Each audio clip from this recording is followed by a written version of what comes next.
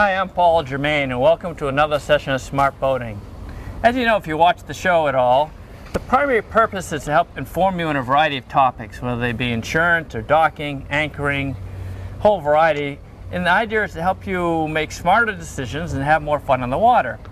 And today, this show is going to fit right into that envelope because a strong core of it is the safety aspects of being on the water. And this show is on man overboard, a subject that a lot of people think just very briefly about, but don't follow it through. And so we thought we'd give you some pointers, some other stuff to think about. And joining me is a very knowledgeable guy in that area. His name is Brian Pike, and he's the harbor master here at Manchester by the Sea. Welcome, Brian. Hi, Paul. Thank you for coming for the show today. It's my pleasure. Yeah, great show. I think people are going to really learn a lot. But before we get into it, can you share with them a little bit about your background in boating and maybe a couple of the typical things a harbor master does? Well, sure, Paul. I'd be glad to. I really started boating up on the coast of Maine on the Windjammers. Worked as a dock master at some marinas, barge and mooring work, and then became the harbor master in Kittery, Maine.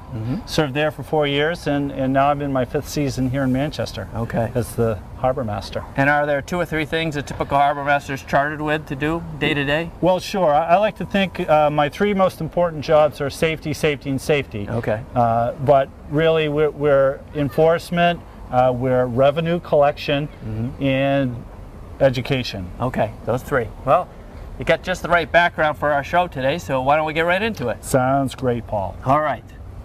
Well, Brian, you know this whole topic of man overboard is a big one.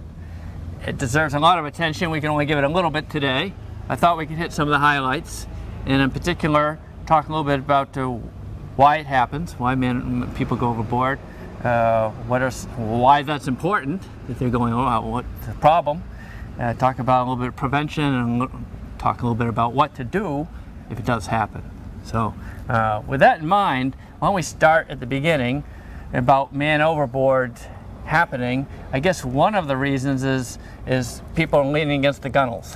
Well, absolutely right, Paul. And depending on the boat that you're on, you may have low gunnels. Yeah. And if you're leaning up against the side of the boat and another boat passes you, boat wake maybe, you may suddenly find yourself going right over the side of the boat and into the water. Very easily. Very right? easily, yeah. Sure. You know, another one I think of, I think about my boat, it has very narrow side decks, and you have to get from the cockpit area to the balcony on the front, and it's not many handholds there, so that would seem to be another reason that people end up in the water unexpectedly. Absolutely right, and don't forget you're on a moving target every time you take a step. Right, so when you move forward without a lot of room and not a lot of things to grab onto, you have an increased risk of going overboard. Overboard. How about, I think about it when I'm also on the bow and I'm on the stern platform, if you will. And it's very easy to lose your balance there with a wake that you didn't see coming, right? Absolutely, or just inattention. It can be easy in your boating pleasure that day to forget where you are and take a misstep. Right, go right off. That's right. Now there's some other ones that you were thinking of too, right?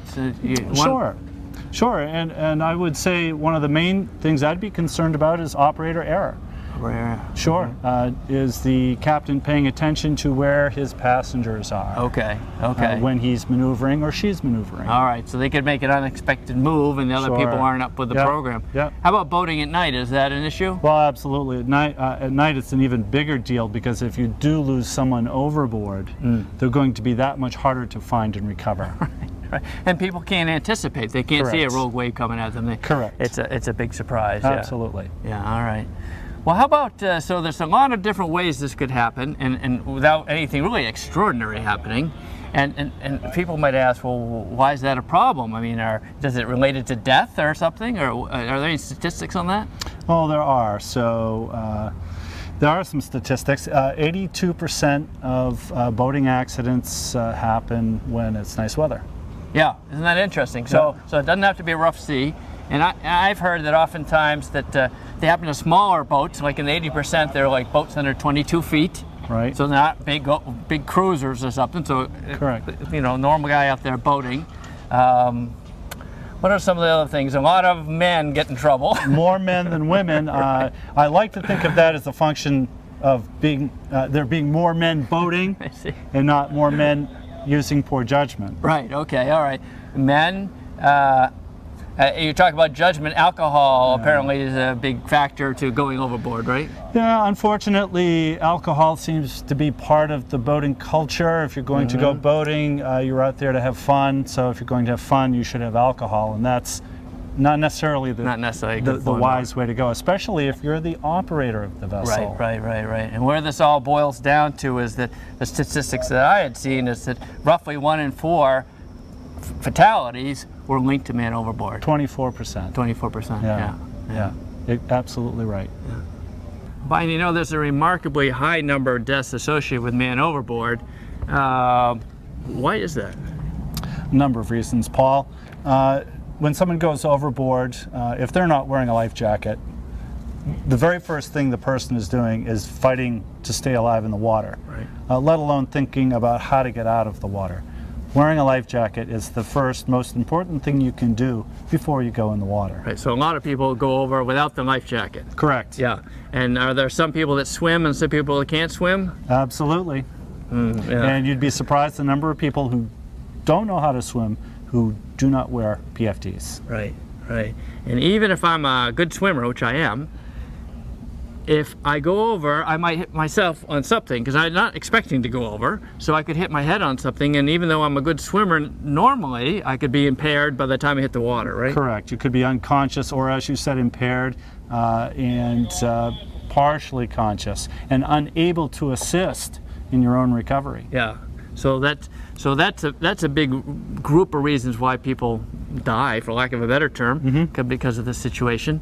The other seems to be related to the pickup process. You know, what's going on there? Well, so if you haven't practiced retrieving someone who's fallen in the water from your boat, then you're essentially practicing the first time when they're in the water. That person in the water. And not only them, but you as the person who's responsible for their recovery. Yes. So if you're boating in the early or later parts of the season around here, water's cold. Yes. Hypothermia is an issue. Yeah. And the longer someone stays in cold water, the less able they are to assist in their own recovery. They can't help, right. Precisely. Right. Precisely. So that's a big one. So trying to fumble around, trying to figure out how to do it when you really need to do it leads to big problems.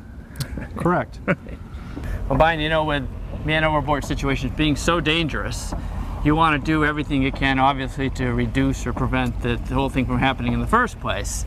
So I think there's a number of reasons. The first one that strikes me is this: maybe think about the possible scenarios before you go out. Absolutely. Just take a minute before you get underway to discuss with the people on your boat potential man overboard and steps you can take. Right.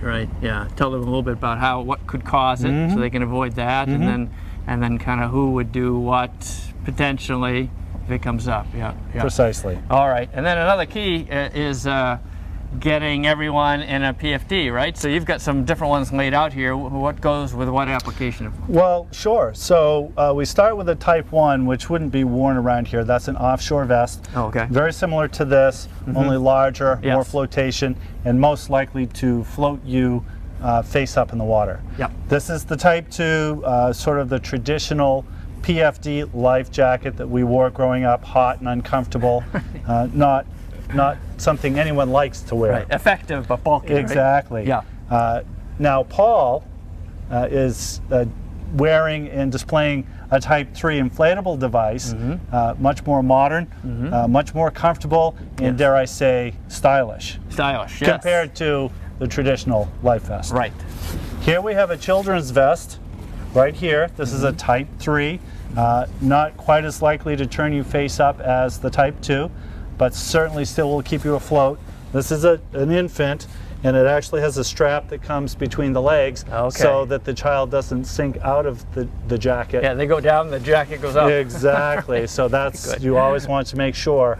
And remember, if your child is under 12, they're required to wear a life jacket by law. That's a good point. Okay. This here is a Type 5. Looks very similar to a Type 3. It's a little sturdier. And it has better head flotation. This one here is designed for whitewater use. Okay. So, and then lastly, we have the Type 4 throwable device. the same as the square cushions that we Yes. see Yep. that people like to hold up as a PFD when the harbor master asks for it. Yes. It does not count as a PFD because if you are unconscious, you can't hang on to it. Right. This is a throwable device to get some flotation to a conscious person who's fallen overboard. This one here also has a length of line. You could actually tie this to a cleat at the stern of your boat and drive in circles around that person if they can't swim very well to get this ring to them. That's a good idea. Okay, so PFD. So think about it. Select the right PFD. Make sure everyone that should have one has got one on, and they're all protected that way. And remember the right size. The right size. Right. And sea conditions. That would be something if you're trying to avoid going overboard. Be aware of and think about, communicate sea and wind conditions. Right. That would help you from landing on the wrong side of the boat. Absolutely. Well, when you kind of boil it all down, there seems to be two basic situations, man overboard situations, two groups of them, if you will. One is when you have actually a group of people, could be a family on board the boat, and the other is when you got a solo boater. So I want to talk about both of those in terms of the different steps and so on. But before that, I thought we'd just share some of the latest technology with people. I was in the marine store the other day, and one of the things I noticed was a little application or hardware that would little pieces attached to people's belts, and then if they go overboard and they go out of range of the boat, an alarm goes off. Have you seen those or heard of those? I have seen those. That's fantastic equipment for people who are going out on night trips, especially. Right. Right. Or if you're going offshore on a long trip in heavy weather. Right. Well, you know, and I see a lot of applications from on big center consoles because I see a lot of the kids riding behind the helmsman and he's doing 30 knots, and the kids could go over and you wouldn't know it for a couple miles because they're traveling so fast. So that might be a good application for that technology. Absolutely, it would. This is a interesting thing. It's a handheld VHS. It's a floating one, and it has a little access door that if you have it with you and you go in the water by yourself or with other people, you can lift the door and it puts out a DSC signal, I guess. Yeah. What do you think of that? Well, I think that VHF radios, the handheld technology, has come so far. Yeah. It's absolutely fantastic. First of all, a floating radio, waterproof radio. If you go in the water and there's a radio floating next to you, your chances of recovery have just increased dramatically. Right. And now with the built-in distress signal, you can't go wrong. Yes. And they're not a lot of money. I think this one's about $250 actually, but it's cheap insurance for telling people you're in the water. 5 years ago, this radio without the DSC was going for over $300. Yeah, okay, so they come down by 50%. Yeah. And the last thing that I thought we'd talk about technology is this whole GPS man overboard button. What's clicking there? So again, the technology has come so far. You have these great GPS units by so many of these companies, and they too have a button. If somebody falls overboard, there's a button right on the unit, MOB. I see it right there. Yep. You hit that and it marks the spot immediately. And you can then, using the GPS, navigate back to exactly that spot. And hopefully the person who went overboard. Yeah, that could be a big help. Wouldn't it be a good idea to practice with a life jacket or something to see just how accurate that was? It's a really good idea. Before someone fell in? Yeah, it's a great idea. Great technology. Well, Brian, you know, when you get a man overboard situation, things unfold pretty quickly. Sometimes you have the advantage of being able to use some technology, sometimes you don't. But what's your thoughts on some of the prudent steps to take in the order in which to take them? Right, well, oftentimes the operator isn't the first person to see someone go overboard. If you are a passenger or a crew on a boat and you see someone go overboard, you should immediately point to that person and don't take their eyes off them. Right. Don't take your eyes off and start yelling, "Man overboard," maintaining a visual contact with that person all the time and pointing so that when people look at you, they can see where that person is. Yes, because a person in the water, you don't normally just get their head, which is a very small target. It certainly is. That could be a big advantage to have someone keeping their eye on them. Especially in rougher conditions. Right. So then the operator will immediately turn so that the stern of the boat swings away from the person in the water in case they're alongside. You don't want to swing the stern of the boat into No. the person in the water. Going in with the boat Correct. or with the props, right? Correct. Yeah, okay. Point, spot, turn. What do you do then? Well, then you're going to hopefully have your visual, and you can start your approach to the person in the water. Should we send him a life, some sort of float thing first if we can? As you get close enough to be able to reach that person with a life ring, Yeah. or if they're not able to swim, Yes. you can do what we've done with this Type 4 throwable device. You attach this line, Okay. you put it on a cleat on the back of the boat, Yeah. and you can drive in circles around that person quickly Yeah. to get this life ring to them. Like you're picking up a water skier. Exactly Yes, right. okay. In case you're more concerned about getting them something to hang on to, and if it's just you in the boat, then you might have a hard time grabbing them to get them into your boat. Yeah, so give them some extra time. Let them buy some time with some extra Exactly. flotation. That's what this does. This Okay. gives you extra time. Okay, all right. So they've got their flotation. You're making your approach. Good rule of thumb is you always approach on the downwind side of the victim in the water. Okay. And if your helm is off to one side, on the operator's side of the boat, so the Okay. operator can see the person in the water. Yes, yes. You don't want to approach on the upwind side, because if the wind or waves push your boat down onto the victim, Yeah. you've then exacerbated the Right. problem. But sometimes you got to modify those rules, right? That's a good Absolutely. foundation, and sometimes go into a case-by-case situation, right? Absolutely, it's always case by case. Case by case, yeah. And then, so now you're there, you've seen the person, they got the flotation, you show up, and then look for a ladder maybe? Right, absolutely. If you have a swim ladder and you have them nearby attached to the boat with a Type 4 with a rope, or if you've managed to extend a boat hook to them so they can hang onto it, you've shut your engine off. Yeah. You guide them to the back of the boat if they Yeah. can't do it themselves, Yeah. and then they can climb up the ladder, probably with your assistance, and be safely back on board. Okay, so that's the That'd first be choice. If there's choice. a ladder on the boat, use Correct. the ladder, right? Correct. How about if there's no ladder on the boat? Well, if there's no ladder on the boat, then it gets a little trickier. I would certainly recommend, since your engine is off, you guide the person to the back of your boat, and they can use the trim plates on the outboard, On the outboard, as ladder okay. steps, and you can help them back onto the boat that way. Okay. Correct. That's a great way too, yeah. Yeah. How about, is it worth trying to hoist them, or if you got a low gunnel, is that a possibility? Well, right. So again, we're back to the case by case. Yeah.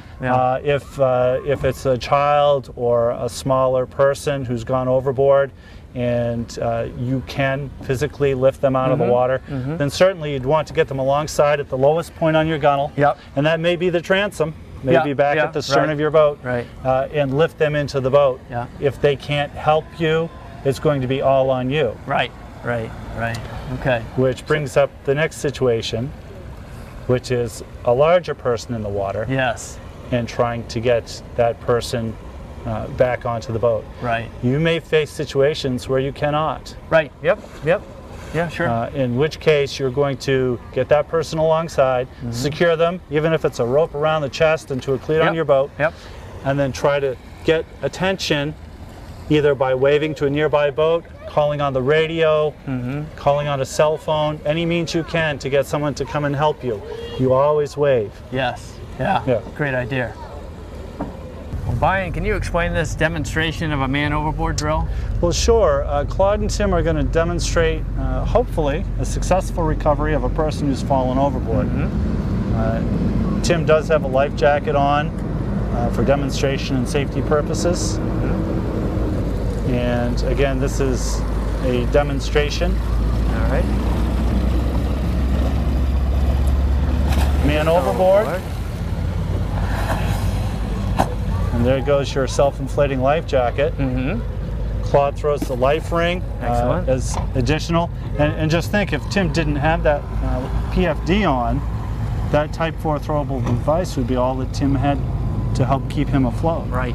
If he were unconscious, he would have only the life jacket, and only if he were wearing it. Right. And now this approach is dictated by the wind and the current conditions, right? Absolutely. So ideally, Claude would be approaching from downwind Into the and wind. down current. He'll come alongside Tim safely and slowly, always keeping him in sight. So he'll get alongside and he'll shut the engine off, Okay. give a boat hook to help guide him back to a swim platform. and then he'll help Tim climb aboard if he needs help.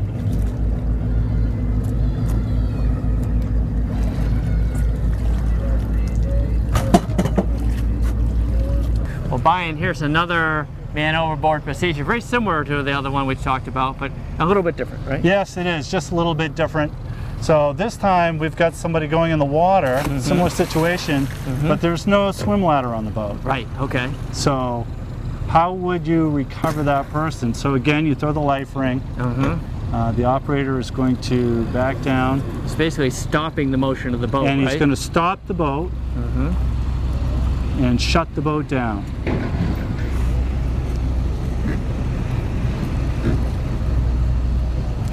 All right, now what's happening? So you got to use the outboard as victim a platform? will stand on, there are different plates on there to help the trim of the boat. He's going to use those like a ladder to step up into the boat. Okay, so it's easier if you got two people like this, but it's possible by yourself. Absolutely. So if you're a healthy adult, then that would work just fine. Go slow, take your time, be careful not to slip and cut yourself. Greater risk, obviously, since you're climbing an outboard and not a ladder. Right. But again, it's something to help you get back into the boat. Well, Brian, here's another demonstration of a man overboard procedure. Can you give us a little insight into it? My pleasure, Paul. So we have two friends out for the day. One gentleman is quite large, as you can see, and the other is a smaller man. And they're just out together enjoying a boating day. Right. But the difference in size is going to mean they're going to have to use a different technique to rescue, right? Absolutely. So as we can see, the larger man has just fallen overboard. Now, the larger man knows that it's going to be virtually impossible to recover his friend from out of the water. Yeah, the smaller man, yeah. Correct. You can't retrieve the larger man, yes. Again, first thing he's done is thrown the Type 4 throwable device to give his friend that much more flotation. Yep. You notice how high he's floating out of the water with that. Yes. He'll now make his approach and come alongside. With the idea that he can get alongside his friend and hopefully get a line around him. Okay. And We can't pull him over, but he can secure him. Right. There's no swim ladder. And the man is too big to climb up over the outboard. So the operator is going to take the midship line, pass it under his arms.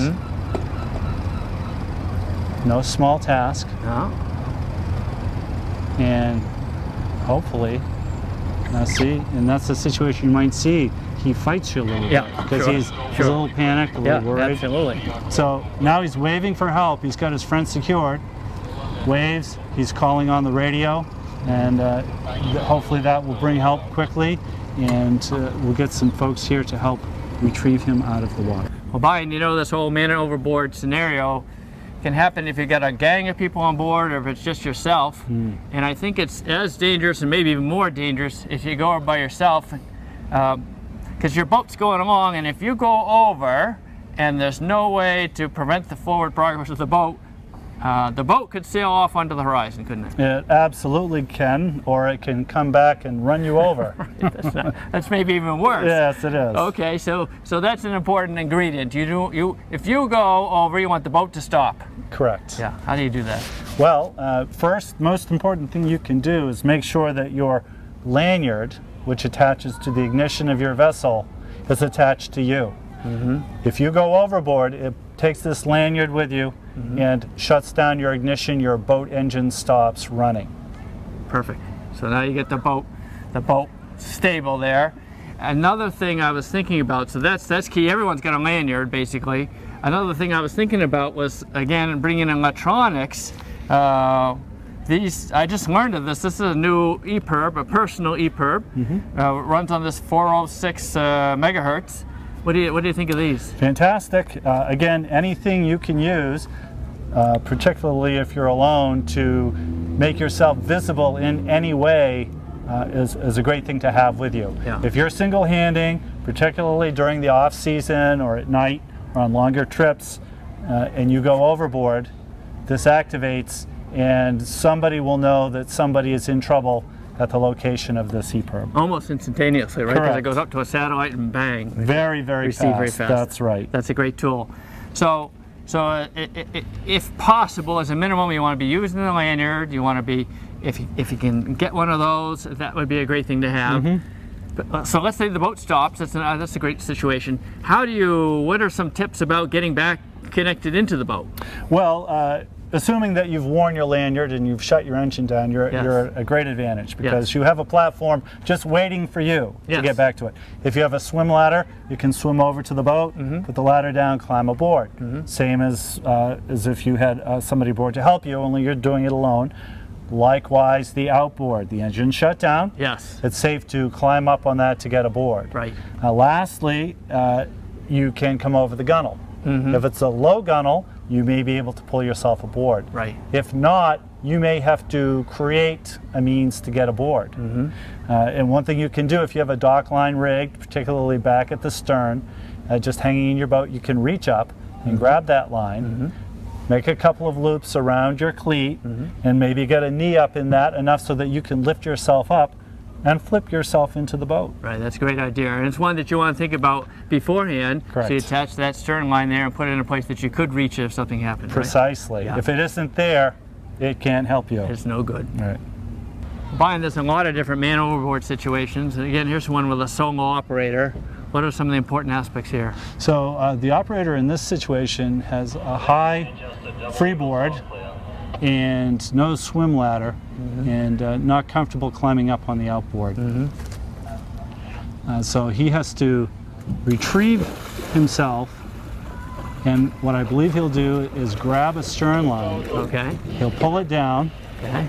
and hopefully be able to make a line, a loop around the cleat, Okay.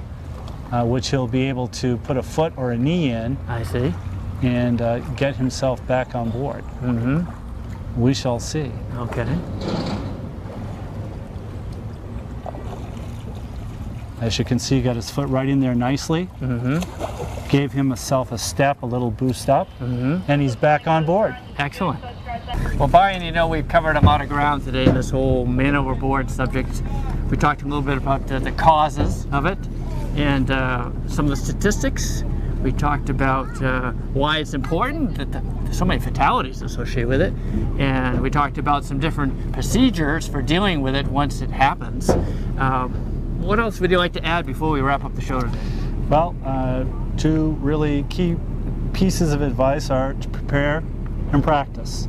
I think you told me once that you knew another experienced boater who said when it comes to man overboard situations, you practice, practice, practice. Right. You can never practice too much retrieving somebody from the water. Right, so go out in a day when it's relatively calm, everyone knows what they're doing, use some dummy examples, some life preservers or something, That's and right. practice with those, right? Exactly right. Yeah, Right, great.